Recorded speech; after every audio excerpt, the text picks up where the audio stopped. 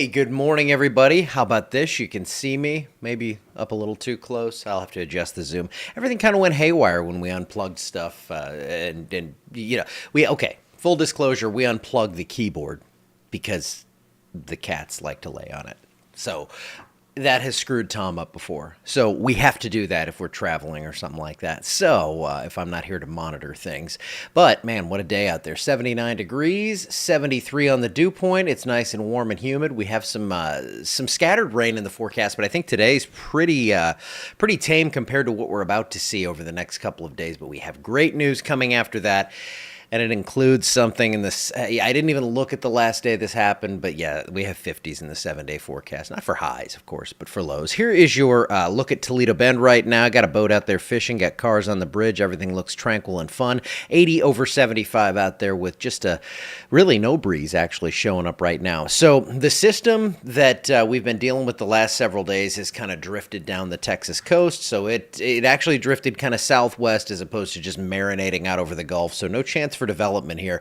But I think what's going to happen is we're going to get a weak low pressure with a lot of moisture and a cold front coming in from the north, and that's going to cause some heavy rainfall across the area, especially as we get into tomorrow and Thursday. Quick commercial time. Let me tell you, it was easier yesterday. I didn't have to take myself off, but there you go. There's your phone number for Igloo Roofing. Give them a call if you had any roof damage recently, or if it's just time for a new roof. 318-731-3088. That was easy, wasn't it? Okay. And so non-intrusive. I like to just slip a quick commercial in there like that. Here's your temperature forecast for today. Low to mid. Wait a second. I took myself off again. Now I'm just going nuts and having fun here. Okay. There we go. We're going to get into the low to mid 90s today. It is going to be humid. It's going to be a heat index, I think, probably over 100 this afternoon as we get plenty of humidity. This might be our last really hot day, though, for a good while here. Overnight lows, low to mid 70s. Tomorrow it's going to be humid, but I think we're going to see temperatures being held down by the clouds and the rainfall.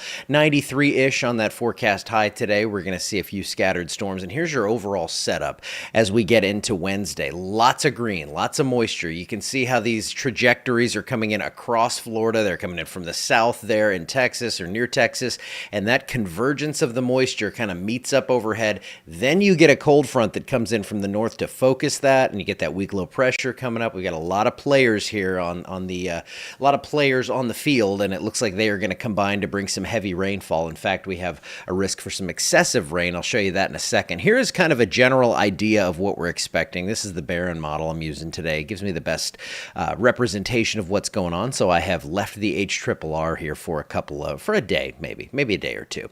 Looks like some scattered storms today. Overnight tonight, we're dry. Then tomorrow, we get a real good round of showers and thunderstorms to roll through. And I think we actually see that linger into the overnight. And then on Thursday, just kind of a general blob of showers and storms comes up overhead. And there's more coming down from the southwest there, down toward Lake Charles. So Wednesday and Thursday are going to be wet. There's a slight risk for excessive rainfall, especially east of that 165 corridor from Lake Charles to Alexandria to Monroe. So at the level 2 of 4 risk for flooding there, or excessive rainfall, I should say, and then marginal risk elsewhere throughout the state. It looks like it's going to be pretty wet. And then Thursday, I think everything does nudge just a little to the east, though I think they're probably going to have to pull this risk back a bit to the west.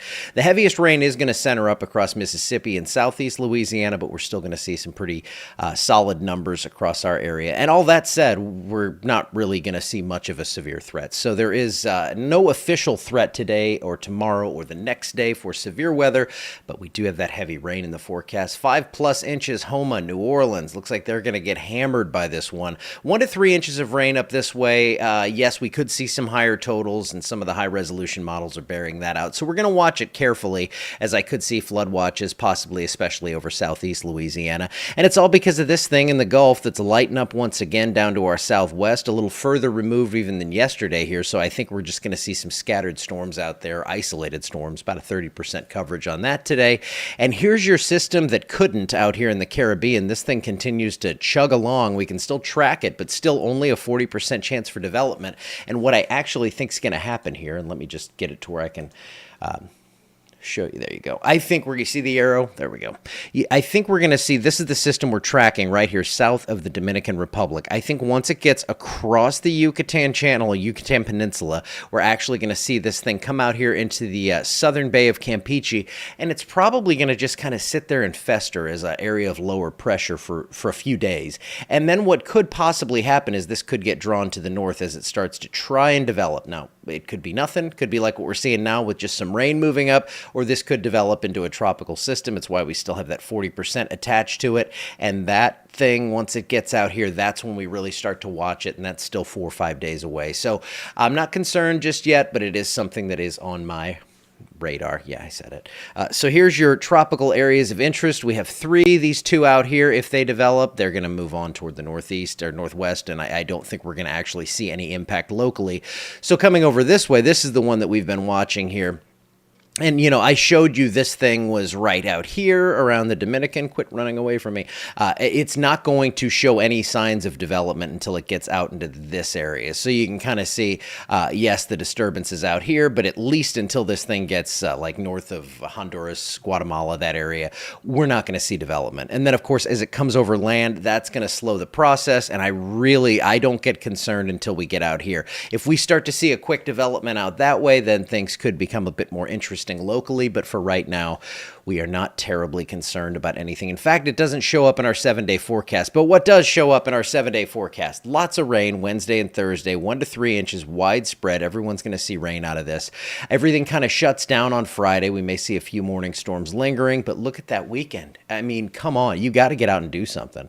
Mid-80s, low to mid-80s for highs, overnight lows getting down to 61 when you go to church on Sunday. I might go with the long sleeve t-shirt or something like that. I might do it. 59 on Monday. That means someone in this area is going to be 55, 56. You hit it right. You might go outside and be able to see your breath.